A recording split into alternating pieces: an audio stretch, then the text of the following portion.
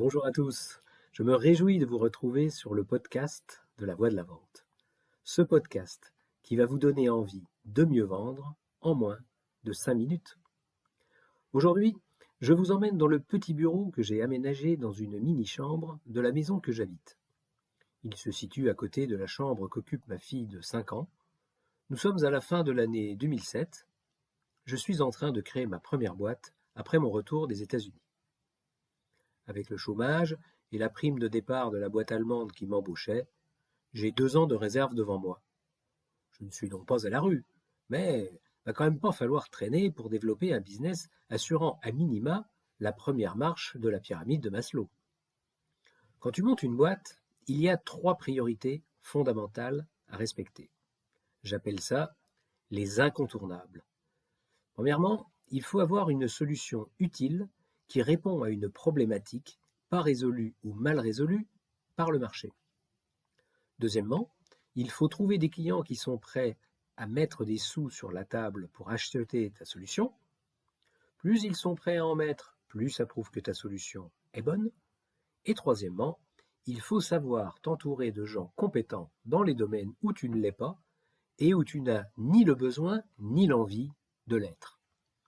Parce qu'au final, la seule chose qui compte vraiment, c'est la valeur ajoutée que tu apportes sur le marché.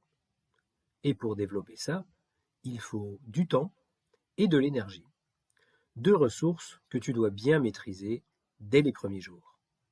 2 ressources que tu dois garder tout au long du développement de ta boîte. Mais revenons à la valeur. Quelle valeur ma boîte apporte-t-elle au marché? C'est l'obsession de l'entrepreneur qui réussit.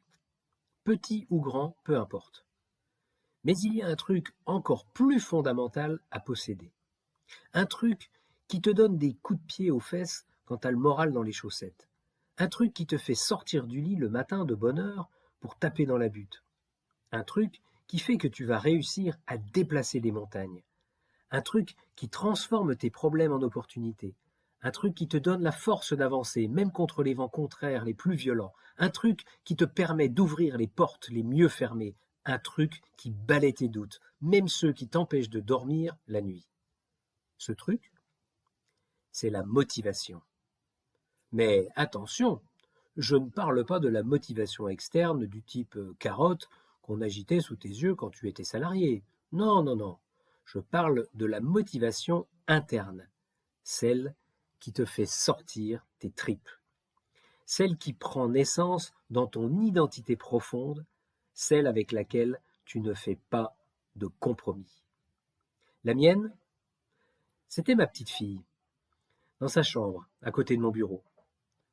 Chaque soir, quand j'étais à la maison et qu'elle dormait, je m'asseyais sur le bord de son lit et je lui disais dans l'oreille: « Je te promets que tu n'auras pas à subir les conséquences de mon choix de liberté. » Ça me faisait venir les larmes aux yeux, je lui faisais un bisou et je repartais le lendemain de bonne heure, gonflé à bloc. Alors maintenant, mes amis, à vous de jouer. Prenez un papier, un crayon, écrivez-y ce qui vous motive vraiment, votre moteur. Écrivez ce qui l'a généré, un trauma, un échec, une mauvaise expérience ou un désir fou qui vous pousse sans que vous sachiez pourquoi. Quelle énergie, quel talent vous a permis de vous réaliser? Comment pouvez-vous mettre ça au service de votre vie aujourd'hui? Voilà. Sur ce, je vous laisse et je vous dis à jeudi prochain. À bon entendeur. Salut!